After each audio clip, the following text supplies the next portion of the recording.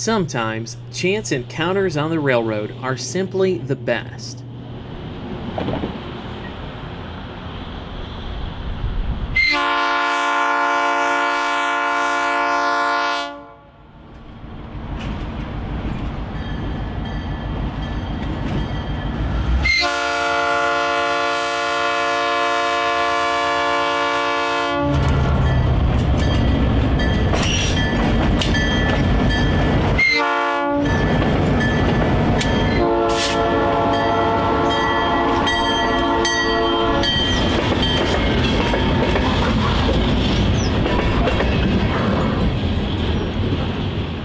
On July 17, 2018, we were traveling to Indianapolis, Indiana for another railroad-related project and decided to make a pit stop at Chick-Fil-A in Fort Wayne before continuing south on Interstate 69. After stopping for lemonade, we noticed what appeared to be the headlight of a locomotive as we traveled over the West Coliseum Blvd grade crossing. Sure enough, Norfolk Southern's LF-14 local was working the industries along the former Grand Rapids and Indiana Railroad mainline. To our surprise, Norfolk Southern High Hood GP38-2 number 5196 was in charge of today's train. Less than a week earlier, on July 11th, we captured the very same locomotive on the Amtrak Michigan Line, leading train B33 between Kalamazoo and Jackson. We even had the opportunity to capture the locomotive operating long hood forward, a Southern Railway tradition that has become harder and harder to see in 2018.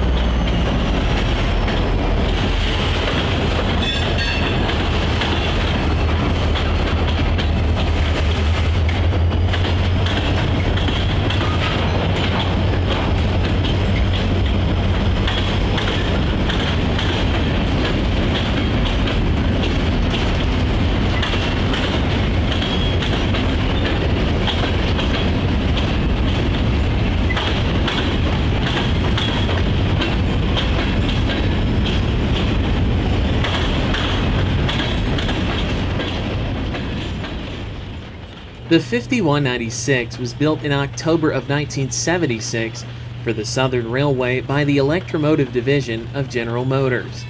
The 2,000 horsepower locomotive served the South on the Southern for 6 years prior to the Norfolk Southern merger in 1982. Equipped with a high short hood and set up to run long hood forward, the 5196 is one of 256 such examples of high-hood GP38-2 locomotives ordered by the Southern Railway. In August of 2017, many of these locomotives were sold off in a Roanoke, Virginia auction, leaving 126 locomotives on the current roster. To date, 32 of the remaining 126 have been rebuilt with the Admiral-style cabs, making it even harder to see a high-hood version on the Norfolk Southern. Most of the remaining high hoods are equipped with radio control equipment, which allows the crews to remotely switch yard and industry trackage without being present in the locomotive's cab. During our visit, we captured the 5196 in remote control operation on the GR&I as it switched out Boozy Unichem's cement plant off Investment Drive. Today's three-man crew included a conductor trainee who was learning the ropes of local switching out of East Wayne Yard. The GR&I branch, as it's called today, extends north out of Fort Wayne from Runyon Junction to an industrial park near I-69 on the north side of town.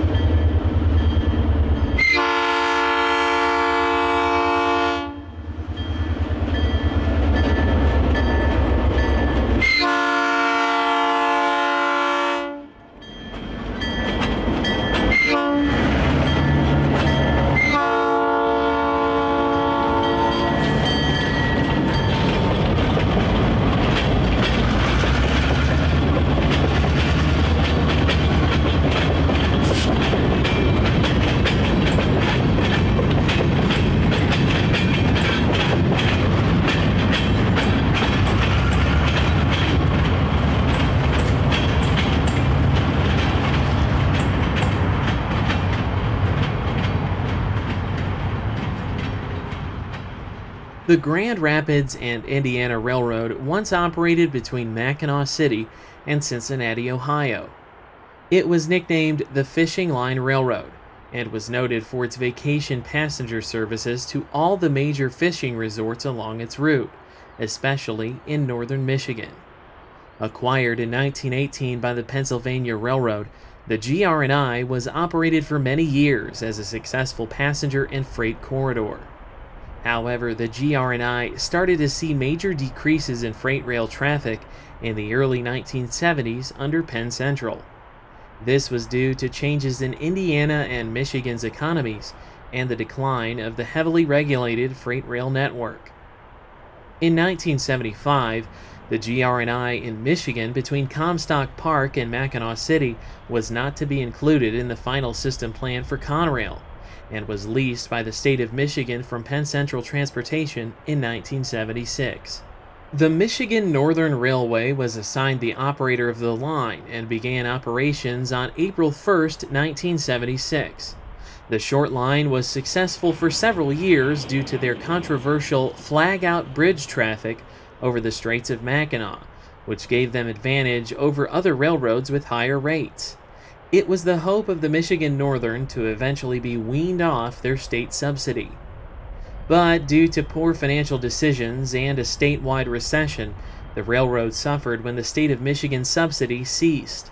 Along with the retirement of the Chief Wawadam car ferry in 1984, the Michigan Northern couldn't survive. The state purchased the railroad from the Penn Central's parent company, but broke its contract agreement with the Michigan Northern.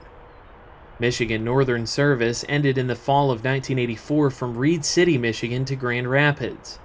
A section of the former Michigan Northern trackage stretching from Cadillac to Petoskey continued in service under another railroad contractual operator, the Tuscola and Saginaw Bay Railway, which remains today as the Great Lakes Central Railroad Company. Michigan Northern trackage between Grand Rapids and Cadillac was redeveloped as the White Pine Trail State Park, with the rails being removed around 1987.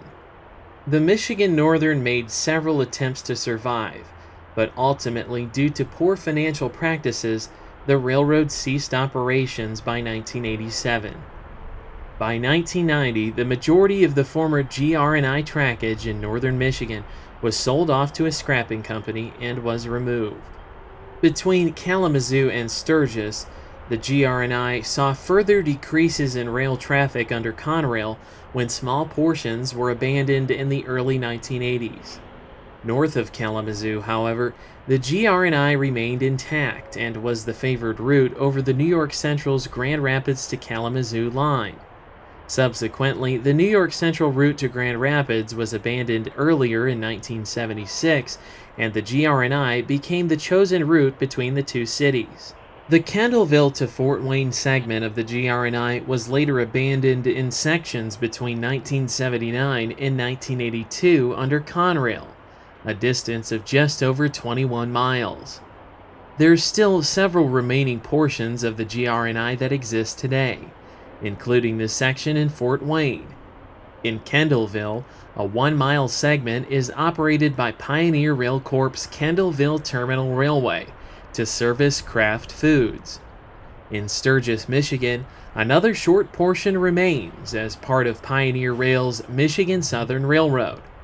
The short line serves 3 customers presently located on the GR&I portion of the company's trackage. The Fort Wayne industrial portion of the remaining GR&I mainline is by far the longest in existence today. The branch connects with the former Nickel Plate Road mainline at Runyon Junction.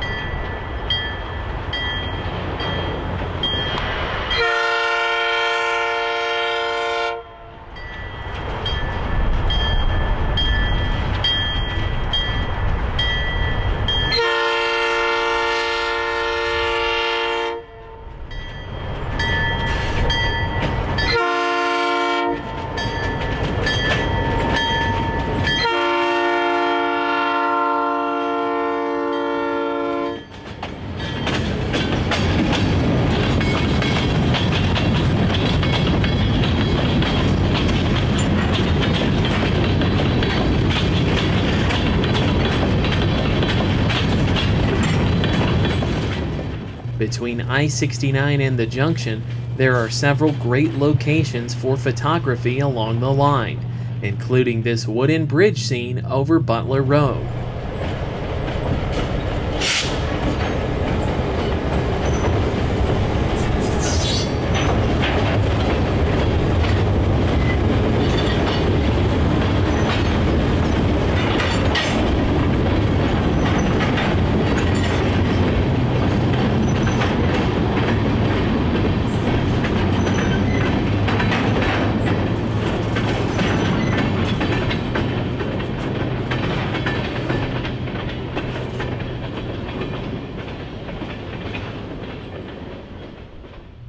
We caught up with the train as it proceeded onto the Nickel Plate Road at Runyon. At one time, Runyon was a very significant junction on Norfolk Southern, but after the removal of the Newcastle district north of the junction in 1999 and the removal of the GR&I between Runyon and Junction, Runyon interlocking has much less significance in 2018.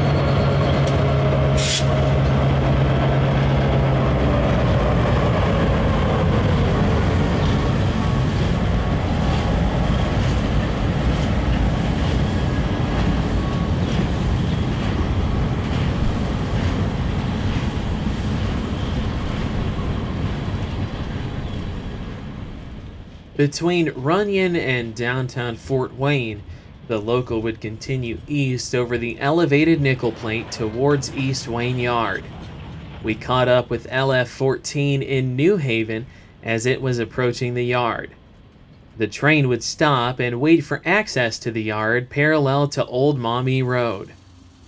While waiting for clearance into the yard, westbound intermodal train 233 flew by the 5196 and crew at speed.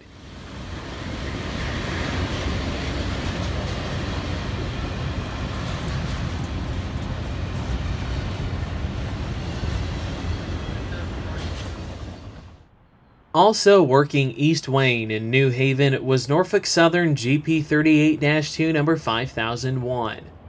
This high-hood EMD model is also equipped with radio control equipment and can often be seen in New Haven on locals and yard jobs.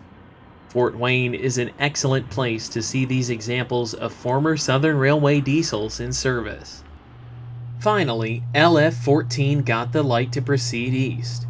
However, westbound Manifest Train 365 was departing the yard, and it appeared we had a meet on our hands.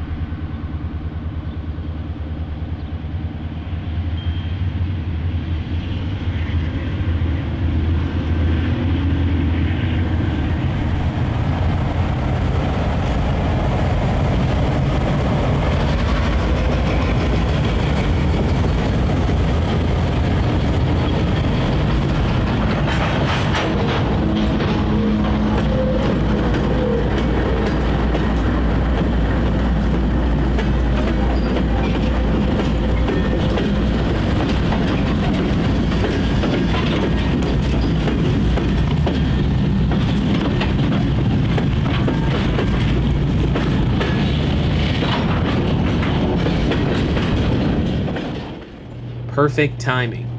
Any later and the 5196 would have been cut off from our view.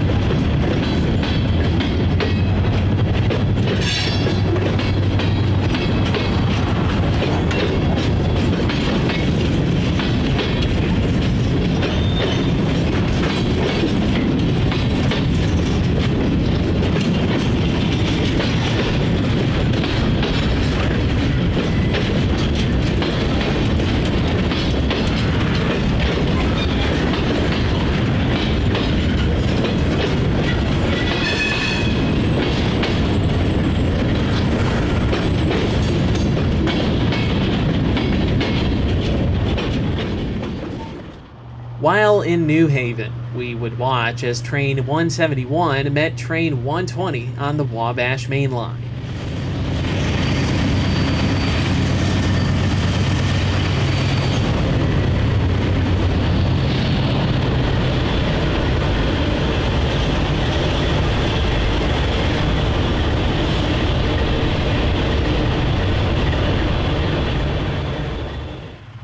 After NS 171 and 120 cleared up the mains, we captured 5196 and its short train shoving back into East Wayne Yard at NE Junction. This would be the last time we caught train LF-14 before leaving New Haven for the Chicago line.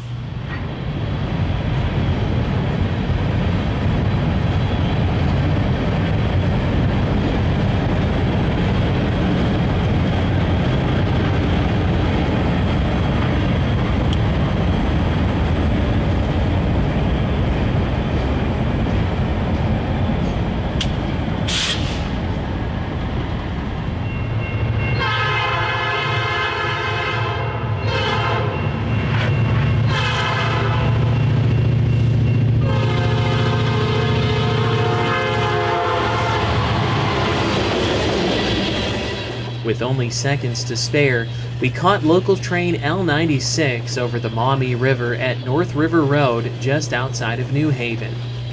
We initially intended to chase the L96, but due to heavy traffic in the area, we decided to make our way to Waterloo on the Chicago line instead. Our first train on the Chicago line in Waterloo would be the 25N, a westbound Tuesday through Sunday Columbus, Ohio to Corwith, Illinois intermodal train that interchanges with the BNSF.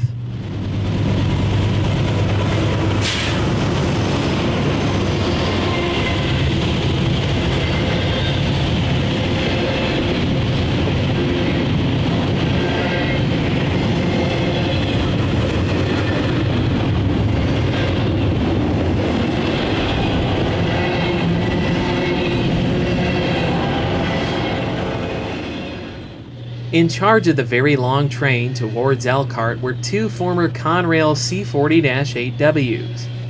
Interestingly enough, just like the 5196, we caught the same lead locomotive, Norfolk Southern 8360, leading the B33 local on the Amtrak Michigan Line in May. Waterloo is located at milepost 367 on the Norfolk Southern Chicago line. The former LS and MS and later New York Central Main Line is now part of the Norfolk Southern Dearborn Division and sees between 60 and 80 daily freight trains.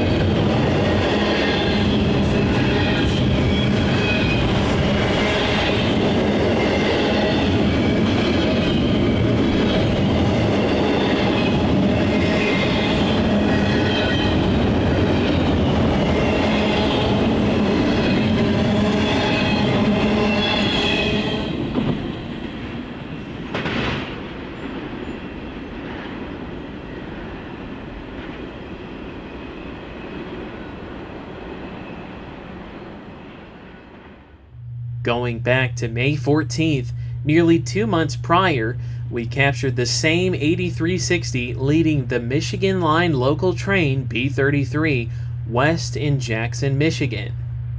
As seen from Blackstone Street in downtown, the 8360 and its EMD counterparts battled the 0.66% 2-mile-long Jackson Hill on its journey to Kalamazoo for interchange with the Grand Elk Railroad.